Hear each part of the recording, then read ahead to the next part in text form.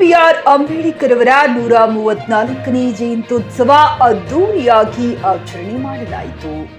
ಕಾಳಗಿ ತಾಲೂಕಿನಲ್ಲಿ doctor BR Ambedkar ಅವರ 134ನೇ ಜಯಂತ್ಯುತ್ಸವ ಕಾರ್ಯಕ್ರಮದ ದಿವ್ಯ ಸಾನ್ನಿಧ್ಯ ಪೂಜ್ಯ ಶ್ರೀ ಸಿದ್ದಬಸವ ಕಬೀರ ಸ್ವಾಮೀಜಿ ಜಗದ್ಗುರು ಮುರಳೀಶಂಕರ ದೇವರ ಗುರುಪೀಠ ವಹಿಸಿದರು.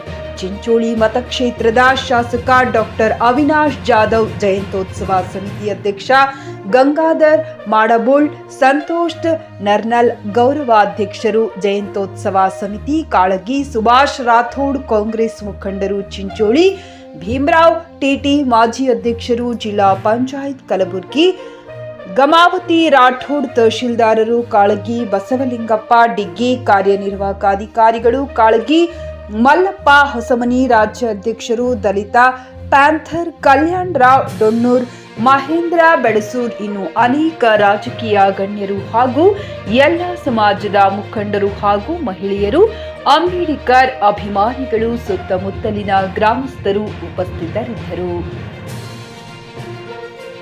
Ramesh Kudahalli, JK news Kannada, Kalagi. ತಿಳ್ಕೊಳ್ಳೋದು ಇನ್ನೂ ಬಹಳಷ್ಟಿದೆ. ನಾವೆಲ್ಲ ಜಿಗಜಿಗದು ಮಾತಾಡ್ತಿರ್ತೀವಿ, ಹಾರಾಡಿ ಮಾತಾಡ್ತಿರ್ತೀವಿ. ಬಾಬಾ ಸಾಹೇಬ್ ಅಂಬೇಡ್ಕರ್ ಅವರು ಸಂವಿಧಾನ ಬರೆದ್ರು, ಸಂವಿಧಾನ ಶಿಲ್ಪಿಗಳು ಅಂತ ಹೇಳಿ. ಬರೀ ಸಂವಿಧಾನ ಶಿಲ್ಪಿಗಳಲ್ಲ, ಬರೀ ಸಂವಿಧಾನ ಬರೆದವರಲ್ಲ, ಇಡೀ ಭಾರತ ದೇಶದ ಹಣೆಬರನ್ನೇ ಬದಲಾಯಿಸಿದವರು ಡಾಕ್ಟರ್ ಬಾಬಾ ಸಾಹೇಬ್ ಅಂಬೇಡ್ಕರ್ ಅವರು. ಇಡೀ ಭಾರತದ ಹಣೆಬರ ಬದಲಾಯಿಸಿದ್ರು. ಒಂದು ವೇಳೆ ಆ ಪುಣ್ಯಾತ್ಮ ಹುಟ್ಟಿ ಬರಲಿಲ್ಲ ಅಂದ್ರೆ ನಾವೆಲ್ಲ ಇನ್ನೂ ಕತ್ತಲದೊಳಗಿರ್ತಿದ್ದೀವಿ. ನಮಗೆಲ್ಲ ಇಂಥ ಕುರ್ಚಿ ಮೇಲೆ ಕೂಡುವಂತ ಅವಕಾಶಗಳಿರ್ಲಿಲ್ಲ. ದೇವಸ್ಥಾನಗಳ ಪ್ರವೇಶ ಮಾಡೋದಂತೂ ದೂರಿಳಿತು. ಒಳ್ಳೆಯ ಜನಗಳ ಮಧ್ಯದೊಳಗೆ ಬಂದು ನಮಗೆ ಕೂಡ್ಲಿಕ್ಕೆ ಅವಕಾಶ ಇರಲಿಲ್ಲ. ಎಷ್ಟೊಂದು ಕಷ್ಟದ ಪರಿಸ್ಥಿತಿ ಇತ್ತು ಅಂತ ಕೇಳಿದ್ರೆ, ಬಾಬಾ ಸಾಹೇಬ್ ಅಂಬೇಡ್ಕರ್ ಅವರ ಜೀವನ ಚರಿತ್ರೆ ನೀವೆಲ್ಲ ತಿಳ್ಕೊಂಡಿದ್ದೀರಿ. ಸಾಲಿ ಹುಡುಗಾಗಿ ಹೋಗಿರ್ಬೇಕಾದ್ರೆ, ಸಾಲಿ ಹುಡುಗಾಗಿ ಬಾಬಾ ಸಾಹೇಬ್ ಅಂಬೇಡ್ಕರ್ ಹೋಗ್ಬೇಕಾದ್ರೆ ಇವ್ರಿಗೊಂದು ಸವರ್ಣಿಗೊಂದು ಸೀಟ್ ಬೇರೆ ಕೊಡ್ತಿದ್ರು. ಬಾಬಾ ಸಾಹೇಬ್ ಅಂಬೇಡ್ಕರ್ ಅವರು ತಾವು ಕುಂದ್ರ ಚೀಲದ ತಟ್ಟನ್ನ ತಾವೇ ತಗೊಂಡು ಹೋಗ್ಬೇಕಾಗಿತ್ತು. ಬಂದ ಮೇಲೆ ಸಾಲಿ ಒಳಗ ಆ ಮಕ್ಕಳಿಗೆ ಕೊಡುವಂತ ನೀರು ಕೊಡ್ತಿರ್ಲಿಲ್ಲ. ನೀರಿನ ಗಡಿಗೆ ಮುಟ್ಟು ಕೊಡ್ತಿರ್ಲಿಲ್ಲ. ಇವರಿಗೆ ನೀರಡಿಕೆ ಆದ್ರೆ, ಬಾಯಾರಿಕೆ ಆದ್ರೆ ವಿಲ ಒದ್ದಾಡಿ ಸಾಯ್ಬೇಕಪ್ಪ, ನೀವು ಕರ್ಮ ಮಾಡಿರಿ, ಈ ಜಾತಿಯೊಳಗೆ ಹುಟ್ಟಿ ಬಂದಿರ ಮೇಲೆ ಇದು ಅನುಭವಿಸ್ಬೇಕು ಅಂತ ಹೇಳಿ ನಮ್ಗೆ ಶೋಷಣೆ ಮಾಡ್ತಿದ್ರು. ಅಂಥದನ್ನ ಡಾಕ್ಟರ್ ಬಾಬಾ ಸಾಹೇಬ್ ಅಂಬೇಡ್ಕರ್ ಅವರು ಬಂದು ಇವತ್ತು ಎಲ್ಲಿ ಮಟ್ಟಕ್ಕೆ ಅಂತ ಕೇಳಿದ್ರೆ, ಬರೇ ದೇವಸ್ಥಾನದೊಳಗ ಸಾಲಿ ಒಳಗಲ್ಲ, ಪಾರ್ಲಿಮೆಂಟ್ನಾಗ ಹೋಗಿ ನೀವು ಕೂಡ ಪ್ರಧಾನಮಂತ್ರಿ ಆಗಬಹುದು ಅನ್ನೋ ಸ್ವತಂತ್ರತೆಯನ್ನ ಡಾಕ್ಟರ್ ಬಾಬಾ ಸಾಹೇಬ್ ಅಂಬೇಡ್ಕರ್ ಅವರು ನಮ್ಗೆ ಕೊಟ್ಟಿದ್ದಾರೆ. ಅವ್ರು ಅನುಭವಿಸಿದಂತ ಕಷ್ಟ ಇಷ್ಟಿಷ್ಟಲ್ಲ. ನಾವು ಅವ್ರನ್ನ ನೆನೆಸ್ಕೊಂಡ್ರೆ ಕಣ್ಣೀರು ಬರ್ತದೆ. ಬಹಳ ಜನ ಹೇಳ್ತಾರೆ ಬಾಬಾ ಸಾಹೇಬ್ ಅಂಬೇಡ್ಕರ್ ಅವರು, ಡಾಕ್ಟರ್ ಬಾಬಾ ಸಾಹೇಬ್ ಅಂಬೇಡ್ಕರ್ ಅವರು ಬೆವರು ಸುರಿಸಿ ಸಂವಿಧಾನ ಬರೆದ್ರು ಅಂತ. ನಾನದು ಬೆವರು ಸುರಿಸಿದ್ರು ಅಂತ ಹೇಳಲ್ಲ. ಅವರ ವೈಯಕ್ತಿಕ ಬದುಕನ್ನು ಬದಿಗೊತ್ತಿ ಅವರ ಮೈಯನ್ನು ರಕ್ತ ಸುರಿಸಿ ಸಂವಿಧಾನ ಬರೆದಿದ್ದಾರೆ. ರಕ್ತದ ಹನಿ. ಆದ್ರೆ ಬಾಬಾ ಸಾಹೇಬ್ ಅಂಬೇಡ್ಕರ್ ಅವರು ನಮ್ಮ ದೇಶದಲ್ಲಿ ಬರೀ ಒಂದು ಜಾತಿ ಜನರಷ್ಟೇ ಅಲ್ಲ, ಇಡೀ ಒಂದು 100ಕ್ಕಿಂತ ಜಾಸ್ತಿ ಜಾತಿಗಳು, 100ಕ್ಕಿಂತ ಜಾಸ್ತಿ ದೇವಸ್ಥಾನಗಳು, ನಮ್ಮದವರು ರಿಲಿಜನ್ ಬೇರೆ ಬೇರೆ ಜಾತಿ ಇದ್ರೂ ಕೂಡ ಅವ್ರೆಲ್ಲರಿಗೆ ಸಮಾನತೆ ಸಿಗ್ಬೇಕಂತ ಒಂದು ಕಲ್ಪನೆ ಇಟ್ಕೊಂಡು ಬೇರೆ ಬೇರೆ ಕಡೆಯಿಂದ ಸಂವಿಧಾನ ಒಂದು ರಿಸರ್ಚ್ ಮಾಡಿ ನಮ್ಮ ಭಾಗಕ್ಕೆ, ನಮ್ಮ ದೇಶಕ್ಕೆ ಯಾವ ಬೆಸ್ಟ್ ಸೂಟ್ ಆಗುತ್ತೆ ಅಂತ ಒಂದು ಸಂವಿಧಾನ ಬಂದಿದ್ದು ಮಹಾನ್ ನಾಯಕರು ಬಾಬಾ ಸಾಹೇಬ್ ಅಂಬೇಡ್ಕರ್ ಅವರು. ಅದಕ್ಕೆ ಇದು ಒಂದು ದೊಡ್ಡ ಕೊಡುಗೆ ಕೊಟ್ಟಿದ್ದು ನಮ್ಮ ಬಾಬಾ ಸಾಹೇಬ್ ಅಂಬೇಡ್ಕರ್ ಅವರು. ಅದು ಯಾವತ್ತೂ ನಾವು ಮರಿಬಾರದು. ನಾನು ಚಿಂಚೋಳಿಗೂ ಅಂದಿದ್ದೆ, ನಾವು ದೇವಸ್ಥಾನ ಹೋಗ್ತೀವಿ, ದೇವ್ರ ಪೂಜೆ ಮಾಡ್ತೀವಿ, ಆದ್ರೆ ನಾವು ದೇವ್ರು ನೋಡಿಲ್ಲ, ಯಾರು ನೋಡಿಲ್ಲ ದೇವರಿಗೆ. ಆದ್ರೆ ನಮ್ಮ ಕಾಲಕ್ಕೆ ಯಾರಾದ್ರೂ ದೇವರಿದ್ರೆ ಬಾಬಾ ಸಾಹೇಬ್ ಅಂಬೇಡ್ಕರ್ ಅವರು. ಯಾಕಂದ್ರೆ ಅವರು ಬರೆದಿದ್ದ ಸಂವಿಧಾನ ಇಲ್ಲಿವರೆಗೂ ನಾವು ಪಾಲಿಸ್ತಾ ಇದ್ದೀವಿ.